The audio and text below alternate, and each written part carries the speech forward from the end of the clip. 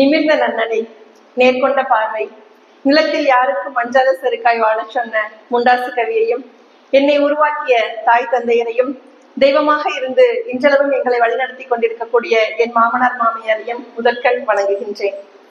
தொடர்ந்து இவ்விழாவினை சிறப்பித்துக் கொண்டிருக்கக்கூடிய அனைத்து ஆன்றோர்களையும் சான்றோர்களையும் தமிழ் சங்கத்தின் பெருமக்கள் அனைவரையும் நான் வணங்கி என் உரையை தொடங்குகின்றேன். எல்லாம் அவன் அவள் செயல். இந்த தலைப்பை கேட்டோன்னு உங்களுக்கு என்ன தோணுது? எல்லாம் அவன் செயல் அப்படின்னு சொல்லுவாங்க, இல்லைன்னா எல்லாம் அவள் செயல் அப்படின்னு சொல்லுவாங்க. இந்த தலைப்பை கேட்டோன்னு நான் எதை பத்தி பேச போறேன்னு உங்களுக்குள்ள மனசுக்குள்ள ஒரு ஐடியா இருக்கா? யாருக்காவது ஏதாவது தோணுதா? சாமியை பத்தி பேச போறேன் அப்படின்னு தானே நினைச்சிட்டு இருக்கீங்க. எல்லாம் அவன் செயல் அப்படின்னா ஏதோ சாமியை பத்தி கடவுளை பத்தி பேச போகுது இந்த பொண்ணு அப்படின்னு தானே எல்லாரும் நினைச்சிட்டு இருக்கீங்க. சரி, இப்ப இந்த உலகமே, இந்த உலகத்தினுடைய அடிப்படையே ஒரு ஆண் பெண், இந்த ரெண்டு பேரும் தான். இந்த உலகமே மையமாக வைத்து இயங்கக்கூடியது ஆணையும் பெண்ணையும் தான். ஆக ஒரு ஆணும் பெண்ணும் சேர்ந்ததுதான் இந்த அகிலம் அப்படின்னு சொல்லுவாங்க.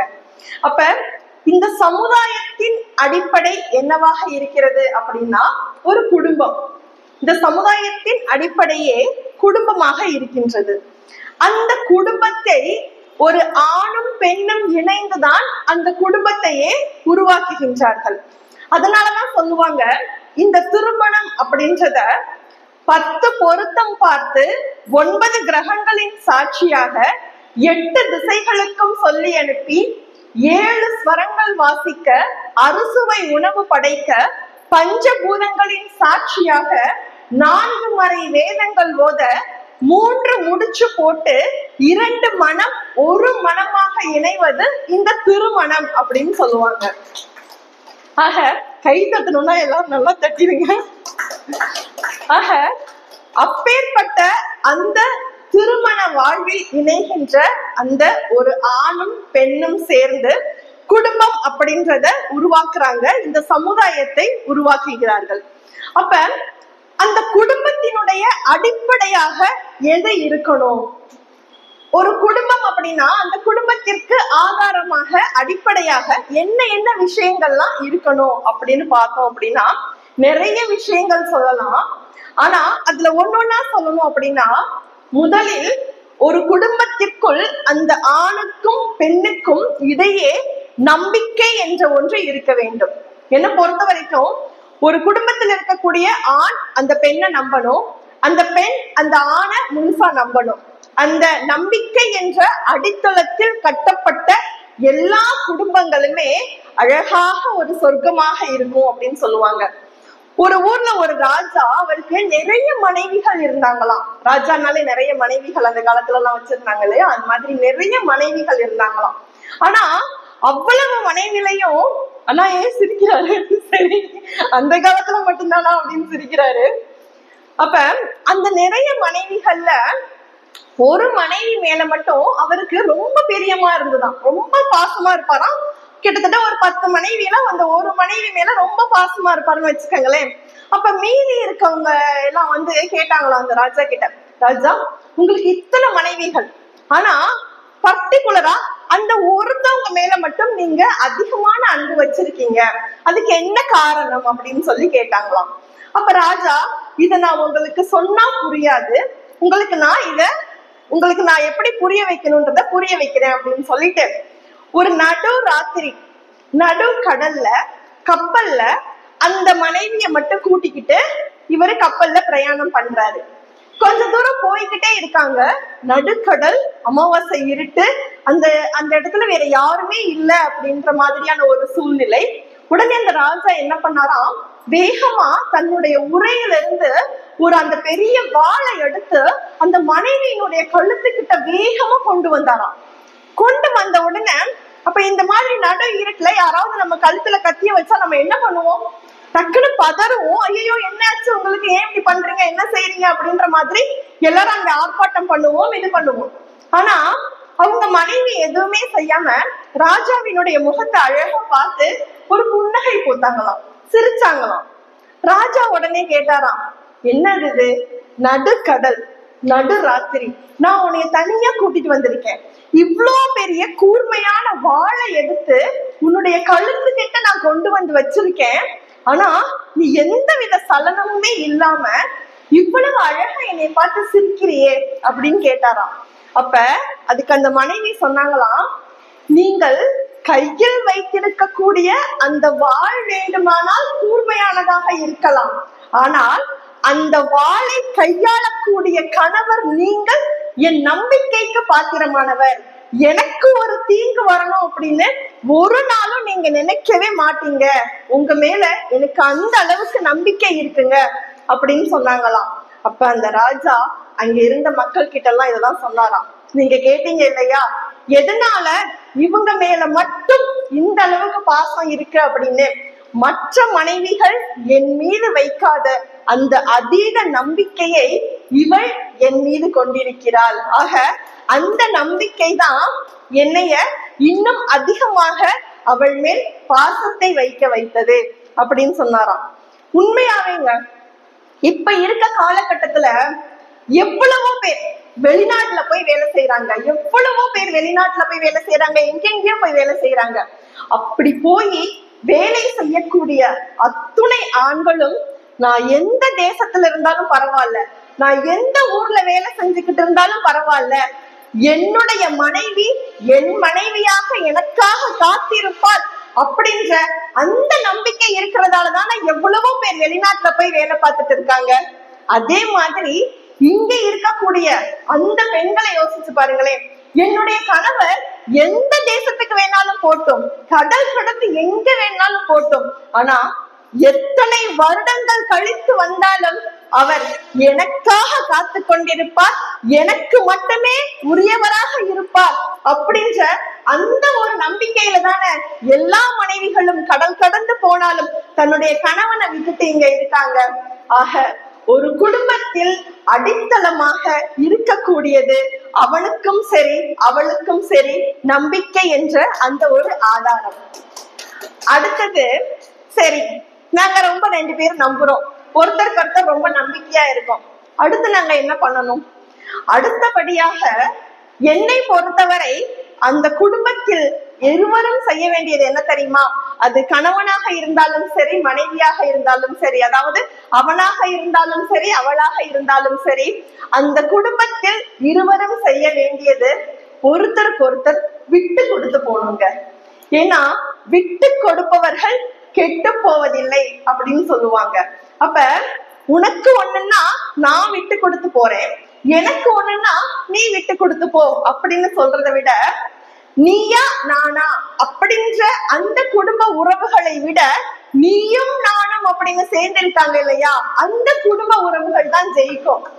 உனக்கா எனக்கா அப்படின்னு யோசிக்கிறத விட உனக்கும் எனக்கும் சேர்த்து நமக்கு அப்படின்னு எந்த குடும்பத்தில் யோசிக்கின்றார்களோ அந்த குடும்ப உறவுகள் தான் இந்த சமுதாயத்தில் ஜெயிக்கும் அப்படின்னு சொல்லுவாங்க.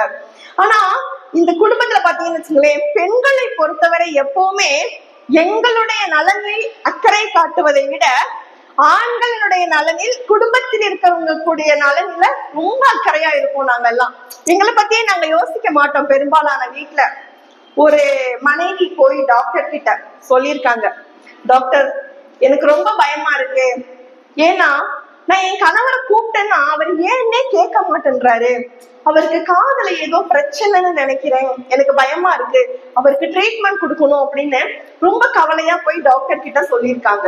அப்ப டாக்டர் சொல்லியிருக்காரு, இந்த மாதிரி ஏத்த மாதிரி தானே உட்காந்து பேசிட்டு இருப்பாங்க. அப்ப டாக்டர் சொல்லியிருக்காரு, இது மாதிரி சொன்னா எனக்கு ட்ரீட்மெண்ட் எப்படி கொடுக்கறது, எந்த அளவு கொடுக்கறது அப்படின்றது தெரியல, நீங்க சரியா அதை கணிச்சுட்டு வாங்க. அதாவது எவ்வளவு தூரத்துல இருந்து பேசினா உங்களுடைய கணவர் காதுல விழுகல அப்படின்றத நீங்க கொஞ்சம் சரியா கவனிச்சுட்டு வந்தீங்கன்னா அதுக்கு ஏத்த மாதிரி நான் அவருக்கு ட்ரீட்மெண்ட் தரேன் அப்படின்னு சொல்லியிருக்காரு.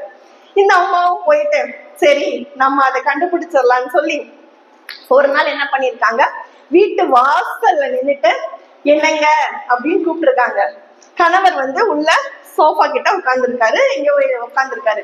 அவரு என்ன அப்படின்னு பதில் கேட்கல. இவங்களுக்கு பயமாயிடுச்சு. ஐயோ என்னடா இது, வாசல்ல இருந்து கூப்பிட்டா கூட இவருக்கு காதுல கேட்கலையே அப்படின்னு சொல்லிட்டு இவங்களுக்கு மனசு ரொம்ப பலமாயிடுச்சு. திரும்ப கொஞ்சம் பக்கத்துல வராங்க, கொஞ்சம் உள்ள வராங்க. அந்த ஹாலுக்கு வந்துட்டு என்னங்க அப்படின்னு கூப்பிடுறாங்க. அப்பவும் அந்த கணவர் அமைதியாவே இருக்காரு, எதுவுமே பேசல. திரும்பவும் என்ன பண்றாங்க, இன்னும் பக்கத்துல வந்துட்டு என்னங்க அப்படின்னு சொல்லி அவருடைய முகத்துக்கு நேரா அப்படி கொஞ்சம் வந்துட்டு கூப்பிடுறாங்க. உடனே அந்த கணவர் சொன்னாராம், என்னடி ஆச்சு உனக்கு, வாசல்ல நின்னு என்னங்கன்னு கூப்பிட்ட, என்னான்னு கேட்டேன். ஹாலுக்கு வந்து என்னங்கன்னு கூப்பிட்ட, என்னான்னு கேட்டேன். இப்ப மூஞ்சிக்கு முன்னாடி வந்து நின்னுட்டு என்னங்கன்னு கூப்பிடுற, என்னதான் ஆச்சு உனக்கு அப்படின்னு கேட்டாராம். அப்ப குறை என்பது இந்த இடத்தில் யாருக்கு இருக்கிறது? குறை என்பது காது கேட்கல அப்படின்றது அந்த மனைவிக்கு. ஆனா அவங்க தப்பா நினைச்சுக்கிட்டாங்க, என்னன்னா கணவருக்கு தான் காது கேட்கல. இது ஒரு வகையில் ஒரு அக்கறையாக கூட இருக்கலாம். ஆனா கணவனுக்குத்தான் காது கேட்கல அப்படின்றது அவங்களுடைய ஒரு யூகமாக இருந்தது. இது மாதிரி நிறைய நேரத்துல குடும்பத்துல என் மேல இருக்க குறைய மறந்துட்டு அந்த குறை அடுத்தவர்கள் மேல்தான் இருக்குமோ அப்படின்னு யோசிக்க ஆரம்பிச்சிடணும். இதுவே நிறைய குடும்பங்களில் அந்த விரிசலுக்கு ஒரு காரணமாக அமைஞ்சிருது. ஆக குறை என்பது யார் மேல் வேண்டுமானாலும் ஏற்கலாம், அது கணவன் மேல். யாருமே இந்த உலகத்துல 100% பர்ஃபெக்ட் அப்படின்னு இருக்கவே முடியாதுங்க. நான் 100% தரமான ஆள், என்கிட்ட எனக்கு எந்த குறையுமே கிடையாது, எனக்கு கோபம் வராது, எனக்கு அப்படி இருக்காது இப்படி இருக்காது, யாருமே சொல்லவே முடியாது. யாராக இருந்தாலும் ஏதாவது ஒரு சூழ்நிலையில் ஏதாவது ஒரு குறை இருக்கத்தான் செய்யும். ஆனா அதையெல்லாம் ஏத்துக்கிட்டு அதையெல்லாம் தாங்கிக்கிட்டு பரவாயில்ல அப்படின்னு யாரு விட்டு கொடுத்து வாழ்க்கையை நடத்தி கொண்டிருக்கின்றார்களோ அப்பேற்பட்ட குடும்பத்தில் எந்த விரிசலும் வராது. அவர்கள் அத்துணை பேருக்கும் எடுத்துக்காட்டான ஒரு தம்பதியாக கண்டிப்பாக இருப்பார்கள். அதனாலதானே சொல்லுவாங்க, நான் பேச நினைப்பதெல்லாம் நீ பேச வேண்டும், நாளோடும் பொழுதோடும் உறவாட வேண்டும், நீ காணும் உலகங்கள் நான் காண வேண்டும், நான் காணும் பொருள் யாவும் நீ ஆக வேண்டும் அப்படின்னு சொல்லிட்டு. ஆக ஒரு கணவன் மனைவி உறவு அப்படின்னா அந்த அளவுக்கு ஒரு அந்யோன்யமான, ஒரு அக்கறை நிறைந்த, ஒரு பாசம் நிறைந்த, ஒரு பிணைப்பு நிறைந்த உறவாக இருக்கணும். இப்ப வந்த பாடல்கள்ல ஒரு பாடல் சொல்லணும் அப்படின்னா எனக்கு ரொம்பவே பிடித்தமான ஒரு பாடல். அதாவது பொதுவா நம்ம சொல்லுவோம், எனக்கு ஐயோ இந்த ஜென்மத்துல நீங்க கணவனா கிடைச்சது போதும், அடுத்த ஜென்மத்துல எல்லாம் உங்களுக்கு நான் மனைவியாவே வரக்கூடாது அப்படின்னு எவ்வளவோ பெண்கள் எங்களுடைய ஆதங்கத்தை கணவர்கள் முன்னாடி நாங்க கொட்டுவோம். அதே மாதிரி கணவர்களும் சொல்லியிருப்பாங்க, இந்த ஒரு ஜென்மம் உன் கூட நான் படுற பாடு பத்தாதா, இதுல அடுத்த ஜென்மம் வேற உனக்கு நான் வரணுமா அப்படின்னு சொல்லி நிறைய கணவர்களும் மனசுக்குள்ள நினைச்சிட்டு இருப்பாங்க. ஆனாலும் இதையெல்லாம் தாண்டி இதெல்லாம் வெறும் வார்த்தைக்காக பேசுவதுதான், அது நம்ம மனசுக்கே தெரியும். ஆனா இதையெல்லாம் தாண்டி ஒரு பாடல் ரொம்ப அழகா ஒரு கணவனும் மனைவியும் குடும்பத்துல எப்படி இருக்கணும் அப்படின்றத சொல்லியிருப்பாங்க. எப்படின்னா அந்த கணவன் மனைவி சொல்லுவாங்க, உன் கூட நான் சேர்ந்து இருந்திட ஜென்மம் எனக்கு ஒண்ணு போதுமா, 100 ஜென்மம் கேக்குறேன் அந்த சாமிய அப்படின்னு அந்த மனைவி சொல்லுவாங்க. அதாவது உங்க கூட நான் சேர்ந்து இருக்கிறது இந்த ஒரு ஜென்மம் பத்தாதுங்க, 100 ஜென்மம் ஆனாலும் நீங்க தாங்க எனக்கு கணவரா வரணும் அப்படின்னு சொல்லிட்டு 100 ஜென்மம் வேணும், அதை கேட்கிறேன் அந்த சாமிய அப்படின்னு அந்த மனைவி சொல்லுவாங்க. அதற்கு கணவர் இன்னும் ஒரு படி அதிகமா போய் ஒரு வார்த்தை சொல்லுவாரு. என்ன தெரியுமா, 100 ஜென்மம் நமக்கு போதுமா, உன் கூட சேர்ந்து நான் வாழ்றதுக்கு 100 ஜென்மம் போதும் நீ நினைக்கிறியா, சாகா வரம் வேணும், அதைத்தான் கேட்பேன் அந்த சாமிய அப்படின்னு ஒரு கணவர் சொல்றாரு. அப்படின்னா நம்ம இறந்தால் தானே இன்னும் அடுத்த ஜென்மம், இறந்து எதுக்கு 100 ஜென்மம் சேர்ந்து வாழணும், அந்த சாவே வேண்டாம் இறப்பே வேண்டாம் அப்படின்ற அந்த ஒரு வரம் நமக்கு கிடைச்சிருச்சுன்னா நம்மள யாராலையுமே பிரிக்க முடியாது இல்லையா அப்படின்ற அந்த ஒரு புரிதல், அந்த ஒரு அன்பு, அந்த ஒரு காதல், இதுதான் அவனையும் அவளையும் சேர்ந்து ஒரு குடும்பத்தில் இணைத்து அதை அடுத்த நிலைக்கு முன்னேற்றி வைக்கும். கடவுள் கூட அதனாலதானே தன்னுடைய உடம்பில் பாதியை அந்த உமையாளுக்கு கொடுத்தார். அதனாலதானே சொன்னாங்க, ஆணாகி பெண்ணாகி நின்றானவன் அவை இரண்டும் ஒன்றுதான் என்று சொன்னானவன், தான் பாதி உமை பாதி கொண்டானவன் சரி பாதி அவளுக்கும் தந்தான் அப்படின்னு சொல்லிட்டு, ஆக அந்த கடவுளே தன்னில் சரி பாதியை உமையாளுக்கு கொடுத்திருக்கிறார் என்றால் இதிலிருந்தே ஒவ்வொருவரும் புரிந்து கொள்ள வேண்டும், அவனும் அவளும் இணைந்ததுதான் ஒரு சமூகம், அவனும் அவளும் இணைந்ததுதான் ஒரு வாழ்க்கை, அவனும் அவளும் இணைந்ததுதான் இந்த உறவு. அவன் இல்லாமல் அவள் இல்லை, அவள் இல்லாமல் அவன் இருக்கவும் முடியாது அப்படின்னு சொல்லிட்டு. குடும்பம்னா சண்டை வரும். எந்த குடும்பத்துலதான் சண்டை இல்ல, எந்த குடும்பத்துலதான் பிரச்சனை இல்ல? எல்லா குடும்பத்திலையும் சண்டை, பிரச்சனை, வம்பு வரட்டுமே, இருக்கட்டுமே. ஒவ்வொரு குடும்பத்திலையுமே கணவன் மனைவி 2 பேருமே ஒரு டாம் ஜெரி அப்படிதான் இருப்பாங்க. அதாவது எலியும் பூனையுமா தான் இருப்பாங்க 2 பேரும். ஆனால் இதையெல்லாம் கடந்து நீ எலியாக இருந்தாலும் நான் பூனையாக இருந்தாலும், நான் எலியாக இருந்தாலும் நீ பூனையாக இருந்தாலும் சரி, ஒருத்தரை விட்டு ஒருத்தர் என்னைக்குமே விலகி போக மாட்டோம். ஈர் உடலாக வேண்டுமானால் இருக்கலாம், ஆனால் நம் இருவருக்கும் உண்ட அந்த உயிர் இருக்கு இல்லையா, அது எப்பவுமே ஒண்ணுதான் அப்படின்னு காலாகாலமா நிரூபிச்சுதானே நம்மளுடைய இந்த இந்திய சமுதாயத்துல குடும்பம் அப்படின்றது மேலோங்கி வளர்ந்துகிட்டு இருக்கு. அதனாலதானே சொல்லுவாங்க, உலகத்தில் சிறந்தது எது, ஒரு உருவம் இல்லாதது எது, ஒவ்வொரு நாட்டிலும் ஒவ்வொரு வீட்டிலும் அனுபவமாவது அது. உலகத்தில் சிறந்தது எது, ஒரு உருவம் இல்லாதது எது, ஒவ்வொரு நாட்டிலும் ஒவ்வொரு வீட்டிலும் அனுபவமாவது அது. அதன் பேர் தூய்மை, அதன் பேர் நேர்மை, அதன் பேர் வாய்மை, அதன் பேர் தான் தாய்மை அப்படின்னு சொன்னா, அந்த தாய் என்ற அந்த ஒரு ஒற்றை உறவுக்கு, அந்த தாய் என்கின்ற அந்த அவளான அந்த உறவுக்கு ஈடாக இந்த உலகத்துல நம்ம என்ன கொடுத்துட முடியும்னு நீங்க நினைக்கிறீங்க? சரி, சிறந்தவளா அப்படின்னு பார்த்தா அதுவும் கிடையாதுங்க. ஏன்னா தாய் கூட சில நேரத்துல உனக்கு நான் அதை செஞ்சனே, உன்னை அப்படி வளர்த்தனே, உன்னை இப்படி வளர்த்தனே காமிச்சிடுவோம், எங்களுடைய ஆதங்கத்தை எல்லாம் கொட்டிடுவோம். ஆனா எவ்வளவு செஞ்சாலும், எவ்வளவுதான் அவங்க பிள்ளைகளுக்காகவே வாழ்ந்தாலும் கொஞ்சம் கூட அத சொல்லி காட்டாத ஒரு உறவு இருக்கு அப்படின்னா அது தந்தை அப்படின்ற அந்த ஒரு உறவு தான். அதனாலதான் சொல்லுவாங்க, தாயின் பிரசவ தழும்புகளுக்கு சற்றும் தலைப்பது கிடையாது, தந்தை உழைத்து உழைத்து அவர் கையில் ஏற்பட்டு இருக்கக்கூடிய அந்த காப்பு அப்படின்னு சொன்னா, ஒரு தாய்க்கு நிகராக ஒவ்வொரு குடும்பத்திலும் ஒரு தந்தையும், தாய் 10 மாதம் வயிற்றில் சுமக்கிறாள் என்றால் தந்தை சாகும் வரை அந்த குடும்பத்தையே தன் தோளில் சுமந்து கொண்டிருக்கிறார். அதாவது அந்த தந்தையினுடைய அன்பை எப்ப தெரிஞ்சுக்கலாம் தெரியுமா? ஒரு குடும்பத்துல இந்த ஆண்களுடைய பாசத்தை எப்ப தெரிஞ்சுக்கலாம் தெரியுமா? திருவிழாக்கோ இல்ல பண்டிகைக்கோ துணி எடுக்க துணி கடைக்கு போறோம்னு வச்சுக்கோங்களேன், அப்ப தெரிஞ்சுக்கலாம் இந்த ஆண்களுடைய பாசத்தை. ஏன்னா முதல்ல போனவன பிள்ளைகளுக்கு ட்ரெஸ் எடுக்க சொல்லிடுவாங்க, போ முதல்ல பிள்ளைக்கு எடுத்துரு அப்படின்னு சொல்லிட்டு. அதுக்கு அப்புறம் அந்த மனைவிக்கு உனக்கு பிடிச்சத நீ எடுத்துக்கோ அப்படின்னு சொல்லி மனைவிக்கு எடுக்க சொல்லிடுவாங்க.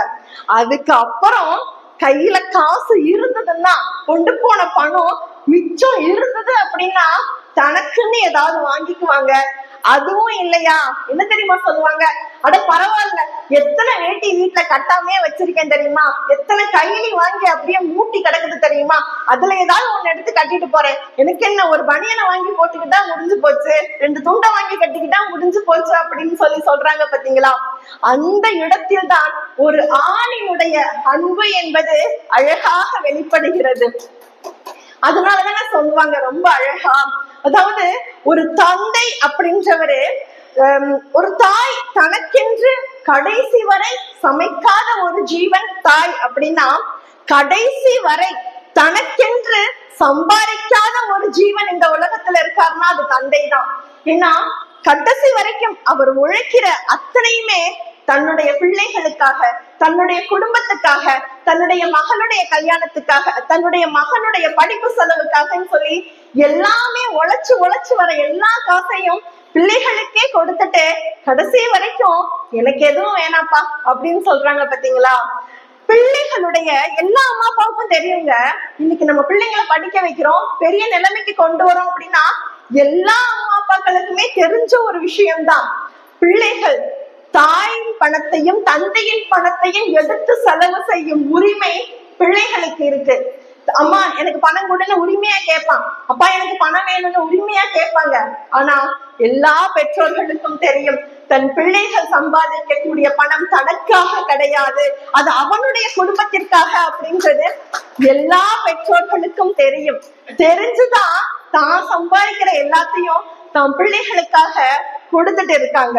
அப்பேற்பட்ட அந்த ஒரு பாசத்திற்கு இணையாக, அப்பேற்பட்ட அந்த ஒரு காதலுக்கும் அன்புக்கும் இணையாக அவனும் அவளும் சேர்ந்து நடத்துகின்ற அந்த குடும்பத்திற்கு இணையாக இந்த உலகத்துல வேற என்ன இருக்க முடியும்னு நீங்க நினைக்கிறீங்க? அன்புதான் இந்த உலகத்தில் அத்தனைக்கும் ஆதாரம். இந்த உலகத்தையே ஆட்டி படைக்கக்கூடிய ஒரு விஷயம் எதுவாக இருக்கும் அப்படின்னா அது நிச்சயம் அன்பாகத்தான் இருக்கும். அன்பை தாண்டி வேறு எதுவுமே இந்த உலகத்துல யாரையுமே ஆட்டி படைக்க முடியாதுங்க. ஒரு குயவர் பானை செஞ்சுக்கிட்டு இருந்தாராம், மண்பானை. அப்ப பக்கத்துல ஒரு ஆடு இருக்குல்ல, அந்த ஆடை கட்டி போட்டு வச்சுட்டு இந்த பானைய செஞ்சிட்டு இருந்திருக்காரு. அந்த வழியா ஒரு குரு போயிட்டு இருந்திருக்காரு. அவர் பார்த்திருக்காரு, என்னடா இது, இந்த குயவர் பானை செஞ்சுட்டு இருக்காரு, இங்க ஒரு ஆடு கட்டி போட்டுட்டு இருக்கேன் அப்படின்னு சொல்லிட்டு அந்த போயிட்டு, என்னப்பா ஆடை எதுக்குப்பா இங்க கட்டி போட்டு வச்சிருக்க அப்படின்னு கேட்டிருக்காரு. அப்ப அதுக்கு அவர் சொன்னாராம், இல்ல இல்ல அந்த ஆடு வழி தவறி அப்படியே வந்துடுச்சு இந்த சைடு, அதனால அதை கட்டி போட்டிருக்கேன் அப்படின்னு சொன்னாராம். ஓ அப்படியா, அப்ப அதுக்கு தீனி எல்லாம் போட்டு நீ வளர்க்க போறியா அப்படின்னு கேட்டிருக்காரு. இல்ல இல்ல நான் வளர்க்கறதுக்காக அதை கட்டி போடல, அடுத்த வாரம் கோயில் திருவிழா வருது இல்ல, அப்ப நான் போய் சாமிக்கு அதை காவு கொடுக்க போறேன், அதுக்காக அதை கட்டி போட்டு வச்சிருக்கேன் அப்படின்னு சொல்லியிருக்காரு. உடனே அந்த குருவுக்கு ரொம்ப யோசனை ஆயிடுச்சான். ஆஹா என்னடா இது, இவர் இப்படி சொல்றாரு அப்படின்னு சொல்லிட்டு அந்த குயவர்கிட்ட என்ன பண்ணிருக்காரு, சரி இந்த ஒரு பானை எவ்வளவு விலை அப்படின்னு கேட்டிருக்காரு. அந்த பானையினுடைய விலை 10 ரூபாயோ 50 ரூபாயோ எவ்வளவோ சொல்லியிருக்காரு. பணத்தை கொடுத்து அந்த பானையெல்லாம் வாங்கிட்டாரு. பணத்தை கொடுத்து பானையை வாங்கினவரு என்ன செஞ்சிருக்காரு, அந்த குயவனுடைய கண்ணு முன்னாடியே வாங்கின பானையெல்லாம் கீழே போட்டு உடைச்சிருக்காரு. உடைச்ச உடனே இந்த குயவனுக்கு கோபம் வந்துருச்சு. என்ன பண்ணிட்டு இருக்கீங்க நீங்க, பானையை வாங்கி தூக்கி போட்டு உடைச்சுக்கிட்டு இருக்கீங்க, கீழே போட்டு நொறுக்கிக்கிட்டு இருக்கீங்க அப்படின்னு சொல்லி சத்தமா கேட்டிருக்காரு. அப்ப அதுக்கு அந்த குரு சொன்னாராம், ஏன்பா இதுதான் நான் உனக்கு காசு கொடுத்து வாங்கிட்டேன்ல, காசு கொடுத்து வாங்கிட்டா அந்த பொருள் யாருடையது, வாங்கினவங்களுடையது. அப்ப இப்ப இந்த பொருள் என்னுடையதாயிடுச்சு, இதை நான் உடைக்கிறேன், வீட்டுல போய் வைக்கிறேன், என்னமோ செய்யறேன், அதை பத்தி நீ ஏன் கவலைப்படுற, உனக்கு என்ன அப்படின்னு கேட்டிருக்காரு.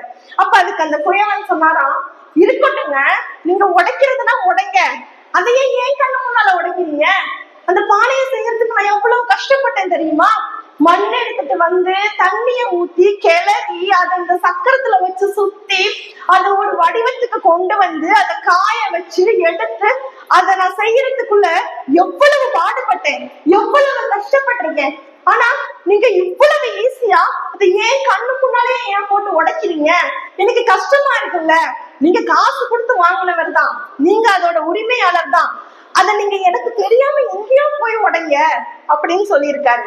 அப்ப அந்த குரு சொன்னாராம், ஏன்பா இந்த பானைய நீ செஞ்ச அப்படின்றதுக்காக அந்த உயிரில்லாத பானைய உன் கண்ணு முன்னால உடைக்கிறத உன்னால தாங்க முடியலையே, அப்ப இந்த உலகத்தில் இருக்கக்கூடிய எல்லா உயிர்களையும் படைத்தது அந்த கடவுள் தானே, அப்ப அவர் படைச்ச உயிரை நீ அவருக்கே போய் அவர் கண்ணு முன்னாடியே நீ பலி கொடுக்கறன்னு சொல்லி இங்க கட்டி போட்டு வச்சிருக்கியே, அதை மட்டும் அவர் சந்தோஷமா ஏத்துக்குவாரா அப்படின்னு சொல்லி அந்த குரு கேட்டாராம். ஆக இந்த உலகத்தில் இருக்கக்கூடிய அத்துணை உயிர்கள் மேலும் அன்பாக இருங்கள், மகிழ்ச்சியாக இருங்கள். நம்ம ஒருத்தவங்களை வழியில பாக்குறோம்னு வச்சுக்கோங்களேன், பார்க்கும் போதெல்லாம் அவங்க கிட்ட டக்குன்னு நம்ம பாக்கெட்ல இருந்து இந்தாங்க 100 ரூபாய் வச்சுக்கோங்க, இந்தாங்க 1000 ரூபாய் வச்சுக்கோங்க அப்படின்னு பார்க்கும் போதெல்லாம் அவங்களுக்கு எதுவும் பணத்தை கொடுத்து நம்மளால அவர்களுடைய அன்பை வாங்க முடியாது. பார்க்கும் போதெல்லாம் அவங்களுக்கு ஏதாவது புத்தகத்தையோ இல்ல மத்த ஏதாவதையோ பரிசா கொடுக்க முடியாது.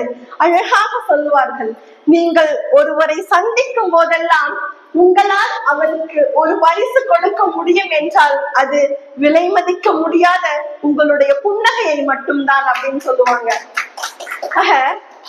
ஒருத்தவங்களை பார்க்கும் போது அழகா சந்தோஷமா அந்த முகம் மலர்ந்து சிரிக்கிறோம் இல்லையா, அது நமக்கு மட்டும் சந்தோஷம் இல்லை, எதிரில் இருக்கவர்களுக்கும் அது இன்னும் பல விதமான அன்பை கொடுக்கும், இன்னும் அவர்களுக்கு இன்னும் மேலும் உற்சாகத்தை கொடுக்கும். அப்ப எல்லாரையும் பார்த்து யாரையுமே மனசுல அவன் நல்லா இருக்க கூடாது, இவன் நல்லா இருக்க கூடாது, அவன் அப்படி இருக்கான் இவன் அப்படி இருக்கான் வேண்டாம். எல்லாரையும் பார்த்து அழகாக ஒரு புன்னகைத்து எல்லாரும் நல்லா இருக்கணும் அப்படின்னு நினைப்போமே, அந்த அன்பை வீட்டிலும் மத்தவங்க கிட்ட காமிக்கிறது கூட சரி ஓகே அப்படின்னு விட்டுலாம். ஆனா வீட்டில் இருக்கக்கூடிய உறவுகள்கிட்ட, அது மனைவியாக இருந்தாலும் சரி, மகனாக இருந்தாலும் சரி, மகளாக இருந்தாலும் சரி, தாயாக இருந்தாலும் சரி, தந்தையாக இருந்தாலும் சரி, எந்த உறவாக இருந்தாலும் சரி, அந்த அன்பை மட்டும் அழகாக விதைத்து கொண்டே இருங்கள். ஏன்னா இன்னைக்கு அது கொஞ்சம் கொஞ்சமா வளரலாம், ஆனா ஒரு நாள் அதுவே வளர்ந்து அந்த அன்பே மிகப்பெரிய விருட்சமாக மாறும். நிறைய குடும்பத்துல நம்ம மனசுக்குள்ளே நினைச்சிட்டு இருப்போம் என்னன்னா, நான் எதுக்கு அடங்கி போனோம், அது கணவனாக இருந்தாலும் சரி, மனைவியாக அவனாக இருந்தாலும் சரி, அவளாக இருந்தாலும் சரி, மனசுக்குள்ள நமக்கே தெரியாம ஏதோ ஒரு சூழ்நிலையில இந்த மாதிரி எண்ணம் வந்திருக்கும். எதுக்கெடுத்தாலும் நான் தான் அடங்கி அடங்கி போகணுமா, அவ அடங்கி போக மாட்டாளா, எதுக்கெடுத்தாலும் நான் தான் அடங்கி போகணுமா, அவர் அடங்க மாட்டாரா ஒரு நாளும் அப்படின்னு. எப்போதுமே குடும்ப உறவுகளுக்குள் நாம் அதை அடங்கி போவதை என்று நினைப்பதை தவிர்த்து விட்டு அனுசரித்து போவது அப்படின்னு நினைச்சுக்கிட்டோம்னு வச்சுக்கோங்களேன், எல்லா உறவுகளும் அது இணை பிரியாமல் இருக்கும். அதே மாதிரி நிறைய நேரத்துல கணவன் மனைவிகள் நம்ம சொல்லியிருப்போம், எப்பா என்னால அப்படியே ரொம்ப சங்கடமா இருக்குப்பா, என்னால ரொம்ப சகிச்சுக்கிட்டு வாழ்ந்துகிட்டு இருக்கேன்ப்பா இவர் கூட அப்படின்னு நிறைய நேரத்தில் மனைவிகள் சொல்லி இருப்பார்கள். அதே மாதிரி நிறைய இடத்தில் கணவன்கள் சொல்லி இருப்பாங்க, சகிச்சுக்கிட்டு வாழ்ந்துகிட்டு இருக்கேன் இவளோட, என்னுடைய சகிப்புத்தன்மைக்கு ஒரு அளவே இல்லாம போயிட்டு இருக்கு அப்படின்னு நிறைய கணவன்களும் சொல்லியிருப்பார்கள். எப்பவுமே ஒரு குடும்பத்தை பொறுத்தவரை சகித்து கொண்டு வாழ்கிறோம் அப்படின்னு நினைக்கிறத விட்டுட்டு எந்த இது வந்தாலும் சரி சமாளித்து சமாளித்து வாழ்ந்து கொண்டிருக்கிறோம் அப்படின்னு நினைச்சு பாருங்களேன், எந்த பிரச்சனையுமே நமக்கு பிரச்சனையாவே தெரியாது, எல்லாமே ஈஸியா தெரியும். ஏன்னா ஓட்ட பந்தயத்துல என்னதான் கால் தான் வேகமா ஓடும், இங்க இருந்து 400 மீட்டரா இருந்தாலும் சரி, 1000 மீட்டரா இருந்தாலும் சரி, எத்தனை மீட்டர் தொலைவா இருந்தாலும் சரி, ஓட்ட பந்தயத்துல ஓடுறது எது சொல்லுங்க, ஓட்ட பந்தயத்துல எது ஓடுது, கால் தான் ஓடுது. காலாலதான் அவ்வளவு தூரம் நம்ம ஓடுறோம். ஆனா பரிசு அப்படின்னு வாங்க மேடைக்கு வரும்போது பரிசை எது வாங்குது, நம்ம கை வாங்குது. அப்ப நான் ஓடுறேன், நான் கஷ்டப்படுறேன் அப்படின்னு கால் நினைச்சுக்கிட்டு பரிசு மட்டும் கை வாங்கணுமா அப்படின்னு அது நினைச்சா முடியுமா? இதே மாதிரிதான் ஒவ்வொருவருடைய வாழ்க்கையும். நான் ஓடுறேன், நான் சம்பாதிக்கிறேன், நான் உழைக்கிறேன், நான் சம்பாதிச்சு ஏன் இவங்களுக்கு நான் கொடுக்கணும், நான் சம்பாதிச்சு ஏன் அவங்களுக்கு நான் கொடுக்கணும், நான் ஓடி ஓடி உழைச்சு அவங்களுக்கு பண்ணணும் அப்படின்ற அந்த ஒரு நினைப்பு மட்டும் எந்த சூழ்நிலையிலும் சரி குடும்பத்தில் அவனுக்கும் அவளுக்கும் வந்துவிடவே கூடாது. அது பெண்கள் சம்பாதிச்சாலும் சரி, ஆண்கள் சம்பாதிச்சாலும் சரி, இது நமக்கான வாழ்க்கை, நமக்கான குடும்பம், நம் இருவரும் இணைந்த ஒரு குடும்பம். ஆக இதுல எல்லாமே பொதுதான், உங்களுக்கு வேற எனக்கு வேற அப்படின்றதே கிடையாது அப்படின்னு நினைக்கணும். ஆனா இன்றைய சூழ்நிலையில் இந்த பெண்கள் நாங்கெல்லாம் ரொம்பவே பாக்கியசாலிகள் தான் சொல்லுவோம். எங்களுக்கு முந்தின தலைமுறை, அதுக்கு முந்தின தலைமுறையில பெண்கள் வந்து அடிமையா இருந்திருக்காங்க, அப்படி இருந்திருக்காங்க, இப்படி இருந்திருக்காங்கன்னு நிறைய கேள்விப்பட்டிருக்கோம். ஆனால் எங்களை பொறுத்தவரை இந்த தலைமுறையில் இருக்கக்கூடிய பெண்கள் நாங்க எல்லாமே மிக மிக மிக பாக்கியசாலிகள் அப்படின்னு தான் சொல்லுவோம். ஏன்னா எங்களுடைய திறமைகளை புரிந்து கொண்டு, எங்களுடைய உணர்வுகளை புரிந்து கொண்டு, எங்களுக்கு ஊக்கம் அளித்து பின்புலனாக இருந்து நீங்க எல்லாம் முன்னேறி வாங்கம்மா, நீங்க வாங்க, உங்களுக்கும் வழிகள் இருக்கு, உங்களை நாங்க முன்னேற்றோம் அப்படின்னு சொல்லக்கூடிய ஆண்கள் நிறைந்திருக்கக்கூடிய சமுதாயமா இப்ப இருக்க சமுதாயம் மாறிக்கிட்டு இருக்கு. அதை நினைக்கும் போது ரொம்பவே பெருமையா இருக்கு. ஆக ஒரு குடும்பம் அப்படின்னு நம்ம எடுத்துக்கிட்டோம் அப்படின்னா அதில் ஒரு கணவன் கூட்டாக இருந்தால் மனைவி என்பவள் அதில் சாவியாக இருக்க வேண்டும்.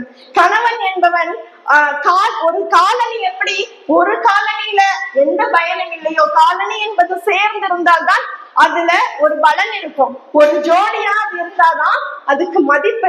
ஒண்ணு தொலைஞ்சிட்டு ஒண்ணு மட்டும் வச்சுக்கிட்டு இருந்தோம் அப்படின்னா அதுல எந்த ஒரு பயனுமே கிடையாது. குடும்பத்துல சின்ன சின்ன சண்டைகள் வரும்போதே, சின்ன சின்ன பிரச்சனைகள் வரும்போதே அதை அப்படியே நிவர்த்தி பண்ணிடணும். அது திரும்ப திரும்ப திரும்ப பேசி பேசி வளர்த்து வளர்த்து அதை தொடுத்துக்கிட்டே இருக்கக்கூடாது. அதனாலதான் சொல்லுவாங்க, குடும்பத்தில் கணவன் மனைவி இந்த இருவரும் அமர்ந்து பேசி முடிக்கல அப்படின்னா அவர்களுடைய பிரச்சனையை இன்னொருத்தர் வந்து பேசுற மாதிரி ஆயிடும். அப்ப ஒரு கணவனுக்கும் மனைவிக்கும் இடையே இன்னொருத்தர் அதாவது மூணாவது மனுஷங்க நுழைஞ்சுட்டாங்க அப்படின்னாலே அந்த குடும்பத்தில் இருக்கக்கூடிய அந்த அந்யூன்யமும் அந்த அன்பும் அந்த காதலும் லேசாக லேசாக லேசாக விரிசல் விட்டு அது மிகப்பெரிய பாடமாக போய்விடும். ஆக சின்னதா இருக்கும் போதே அதை நம்ம சரி பண்ணிடணும். சின்ன சண்டை தானே, சின்ன பிரச்சனை தானே, இவருக்கு ஏதாவது புத்தி புகட்டிதான் ஆகணும், இவளுக்கு ஏதாவது புத்தி புகட்டிதான் ஆகணும் அப்படின்னு நினைக்க கூடாது. ஏன்னா இவ்வளவு பெரிய உடம்பு, எல்லாரும் 60 கிலோ 70 கிலோ வெயிட்ல இருக்கும். இந்த உடம்புல ஏதாவது ஒரு காய்ச்சல், ஏதாவது ஒரு தலைவலி, ஏதாவது ஒரு பல்லுவலி வந்துச்சு அப்படின்னா எல்லாரும் 60 கிலோ மாத்திரையா சாப்பிடுறோம், 70 கிலோ மாத்திரையா சாப்பிடுறோம் கிடையாது. அந்த ஒரு 250 mg 500 mg இருக்க ஒரு சின்ன மாத்திரை தானே இவ்வளவு பெரிய உடம்பையே சரி செய்யுது. அது மாதிரி ஒரு சின்ன விஷயத்தால் சாதிக்க முடியாதது எதுவுமே கிடையாது. எதையுமே துரும்பு அப்படின்னு நினைச்சு அலட்சியமாக இருந்து விடக்கூடாது. ஒரு நாள் அந்த துரும்பு கண்ணில் பட்டால் அது உறுத்தக்கூடிய உறுத்தல் மிகப்பெரிய உறுத்தலாக இருக்கும். ஆக சின்ன சின்ன விஷயத்த அப்பப்பவே சரி பண்ணிடணும். 2 பேரும் உட்கார்ந்து அழகா பேசி அமைதியா பேசி அழகா முடிச்சிடணும். ஆக விழியாக கணவன் இருக்கிறார் என்றால் ஒளியாக அதில் மனைவி இருக்க வேண்டும். பாதையாக ஒரு ஆண் இருக்கிறார் என்றால் பாதமாக ஒரு பெண் இருக்க வேண்டும். சூரியனாக ஒரு ஆண் இருக்கிறார் என்றால் சந்திரனாக ஒரு பெண் இருக்க வேண்டும்.